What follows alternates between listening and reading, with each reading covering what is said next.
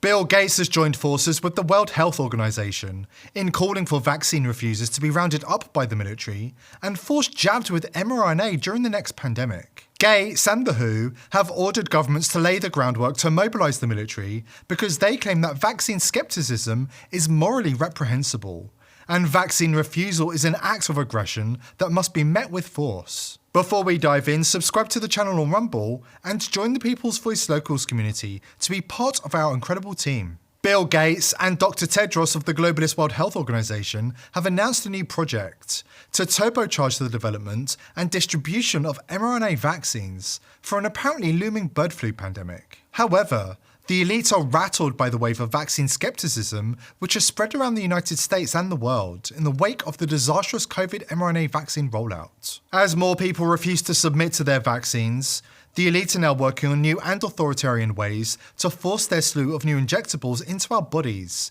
without our consent. A prominent Bill Gates-funded doctor has called for police forces and the military to be deployed as part of an effort to deal with what the pharmaceutical elite are now calling anti-vaccine aggression. According to Dr. Peter Hotez, a close associate of Bill Gates and Dr. Tedros, they are now pushing to get NATO on board with militarizing the next mRNA vaccine rollout around the world. Fortunately, I have to give you a very long, I don't know the answer to your question answer, because it is very complicated. And quite honestly, you know, the health sector doesn't know what to do because this is now first and foremost a political problem.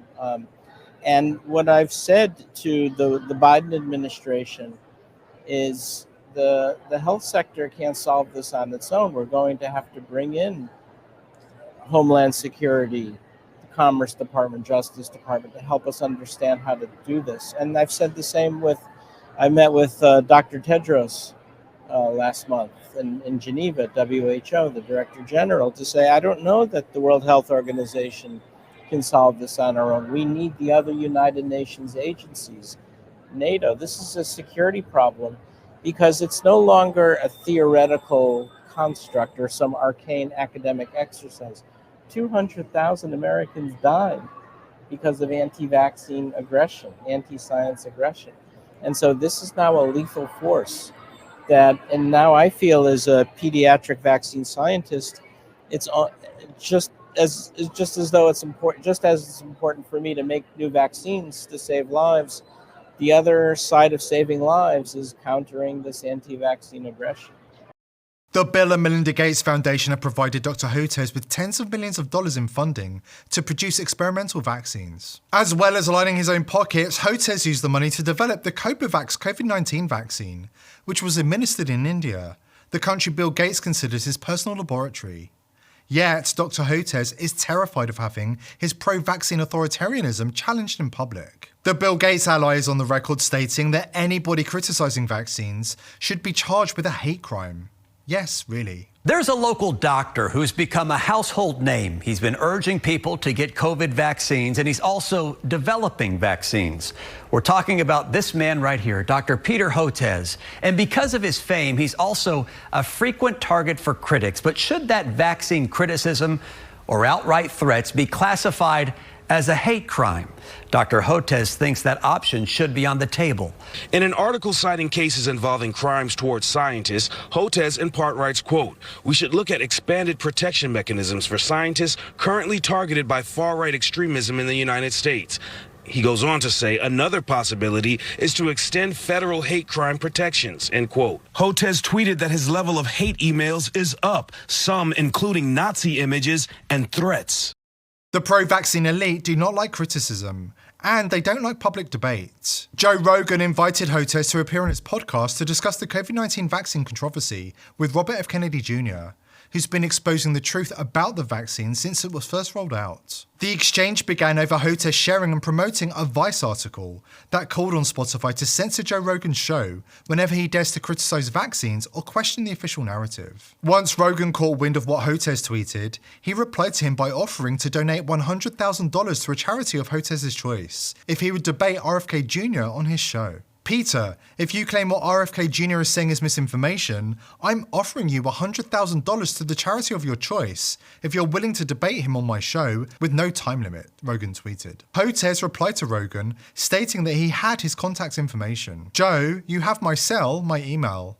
I'm always willing to speak with you, the tweet read. Things took a quick turn once Twitter CEO Elon Musk jumped into the exchange, saying Hotez is afraid to face a public debate. He's afraid of a public debate because he knows he's wrong, Musk tweeted. Following Musk's tweet, hedge fund manager Bill Ackman replied stating, I will add $150,000 to Joe Rogan's wager, so now $250,000 can go to charity and the public can hear an open debate on an important topic. And yet Hotez, who wants to use the military to round up and force jab vaccine refusers, still refused to debate RFK Jr. on the topic of COVID-19 vaccines. Why are these far-left authoritarians so confident in calling for an end to medical freedom and liberty in the US, yet terrified to have their ideas examined in public?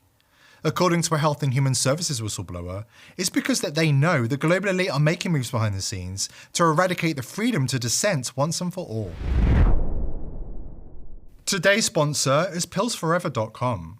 If you think Big Pharma have your best interests at heart, think again. Under Biden, the price of medicine in America has skyrocketed, and there are certain medicines Big Pharma don't want you to know about. That's why I've partnered with pillsforever.com. All of their FDA-approved medicines are the cheapest you'll find anywhere. More importantly, you can order medicines that Big Pharma don't want you to have, such as ivermectin, hydroxychloroquine, and fenbendazole. Speaking of fenbendazole, not only does it get rid of parasites that live inside your body, there have been studies that show fenbendazole can help with cancer. Listen to this testimony of Joe Tippins, a cancer survivor, thanks to fenbendazole. 2 years ago, Joe Tippins says he was told to go home, call hospice, and say his goodbyes. The doctors were unanimous. He was going to die of small cell lung cancer. Once that kind of cancer goes that far afield, the odds of survival are less than 1%, and the median life expectancy is 3 months. Tippins says he got a tip, not from a pharmacist, but a veterinarian. And in his desperation, he turned from people medicine to dog medicine. Specifically, fenbendazole. My insurance company spent $1.2 million on me with traditional means before I switched to a $5 a week medicine that actually saved me. Get 15% off using coupon code People's Voice at the checkout. Please click the link below this video or call 256-664-4170 to take advantage of this fantastic offer.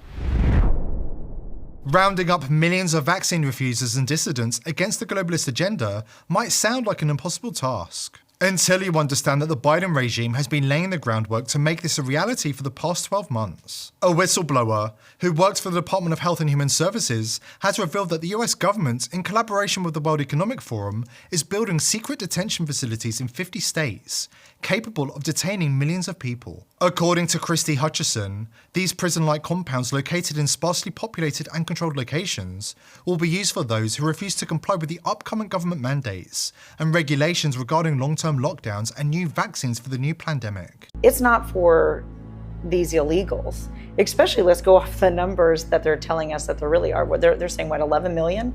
In reality, I can tell you right now, with talking to all of the agents that I've talked to, private sector, looking at the cameras and all the real data, we're over 30 plus million who've actually entered this country. Yep. And so even with that, even though that's enough to replace about 36 states population, why would they need to continue to do that if they're trying to absorb these guys, make them productive members of our society, get them into housing, because we know that there are already housing projects being coordinated with builders, again with our money. I believe it's to kind of like what Nazis did with the Jews, concentration camps, processing facilities. They're going to need somewhere to process the dissidents. Hutchison is somebody we should be listening to very closely. Former Customs and Border Protection Supervisor J.J. Carell explains more.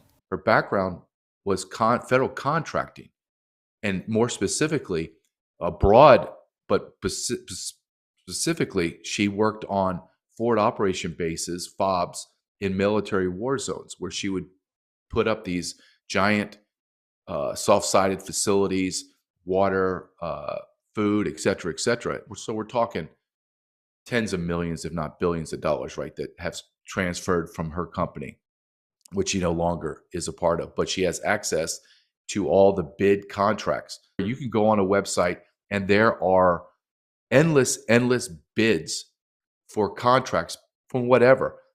But she's focusing in on, she says to me, there's there's bids for detention facilities being built in all 50 states in America. And I said, okay, hold on a second. Say that again. She says, okay, I can go into a database because my company used to bid on all this. And I bid overseas, international contracts. Very, very intelligent woman, very, very connected. And she says, I go in the database, JJ, and there's detention facility bids to build individual detention facilities in every state in the union. And then she goes on to say to me, well, JJ, who do you think they're built for? Are they built for all the illegal aliens or the unaccompanied alien children? Of course not. Make no mistake, these compounds are being built for anti-globalist dissidents, including mRNA vaccine refusers. We know they're not being built for the tens of millions of illegal immigrants who've marched across Biden and Harris's open border, because they've been absorbed into communities, given credit cards loaded with cash, free medical insurance, and hotel rooms. The government rolled out the red carpet for these young fighting-age men. Many of them were flown here by the Biden regime on secret night flights. As JJ Carroll explains, ICE facilities across the country are sitting empty under the Biden regime. They're empty. So you're talking anywhere from 30 to 40,000 beds across America, mainly on the southern border, right, are empty. Well, why are they empty? Because we have massive catch and release. Let me explain what this looks like. In the old days, right? The old days, Clayton, 3.5 years ago, not 30 years ago, when I got someone that was special interest alien, deported felon, whatever, I didn't release them. I sent them to an ICE holding facility, and they went and they waited there a week, 2 weeks, a month, whatever it was, to go in front of the judge, find deported, or found to be guilty of reentering as a felon. Then they spent time in federal prison, and then they would be deported. So we had all this bed space. But now, if I get someone that's a deported felon, I know this is going to be hard for people to believe. I arrest someone that's a deported felon now, I'm releasing them.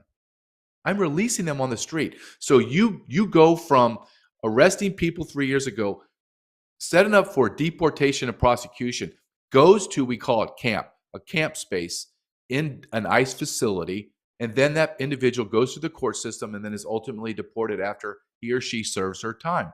Not now. Everyone gets arrested by the Border Patrol. They quickly vet them, and then release them. Just release them. We just had 8, I'm going to mispronounce it, Kyrgyzstanians, 8 of them that crossed the border, were vetted and released. Now we find out they were actually ISIS terrorists. ICE had to go find them. All 8 of them, I believe, entered together, but all 8 of them didn't stay together. They went to Los Angeles, Philadelphia, and New York. So what Ms. Hutcherson is saying is, in coordination with what I know, is you have 40,000 beds. Why would you need more? By collaborating with Klaus Schwab's World Economic Forum and taking orders from Bill Gates and World Health Organization, the globalist Biden regime sold their soul to the New World Order, and they're lying to our faces about everything. Orwell warned us that the elite would try to convince us that up is down, men are women, and war is peace. How right he was. Unfortunately for the elite, we are onto them, and they're not going to have everything their own way in this year of an election they are absolutely terrified to lose. These are critical times, and here at The People's Voice, we are determined to expose the elite, destroy their plans, and bring them to justice before it's too late. Join us in our mission to wake up the masses by subscribing to the channel and joining the People's Voice Locals community to join our amazing team. I hope to see you there. Today's video is brought to you by IPv6ers. Are you a content creator who wants to publish information online without Big Brother spying and censoring your every move? IPv6ers is set to revolutionize the way information is disseminated on the internet by eliminating the need for big tech companies to provide unreliable, overpriced services such as self-hosting, email, and data management. IPv6ers enables an easy and accessible way for you to host your own web and email server with direct end-to-end connections and enhanced security. This means no snooping from Big Brother and no interference from the technocratic elite. If Hillary Clinton can get away with running her own server, why shouldn't you? Go to thepeoplesvoice.tv/IPv6 to sign up, or click the link below this video to take back control of the internet and win the info wars against the globalists. If you like our content, help support our sponsor IPv6ers and go to thepeoplesvoice.tv/IPv6 today. Thank you IPv6ers for making this video possible.